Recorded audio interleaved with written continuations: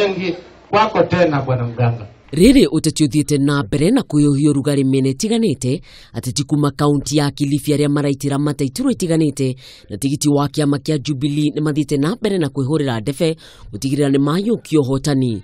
Mumbunge wa Kilifi ya muhuro Mustafa Idd na uria urahuranira giturwa kia ugavana gia Kilifi na tigiti wa kiama kia Jubilee Gideon Mung'aro ni moriti aikari kuma gicagi kia Barani makamanyita mbaru hindi ya githurano turorete kia mweri wa kanana. Nimaugite nimegutigirira mathina maria meire aikari a mwena ucio ni marumbuyo uria kwagiriire.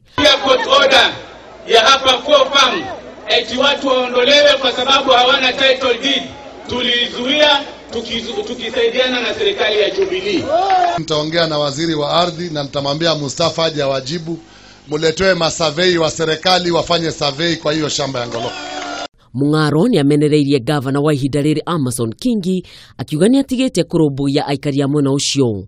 Kwamba leo hii bado watu wa Kilifi hawajui watatoa wapi chakula.